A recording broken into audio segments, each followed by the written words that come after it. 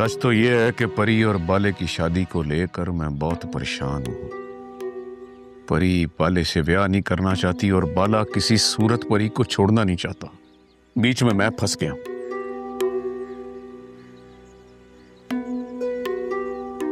मालिक, वैसे एक बात कहूं, आप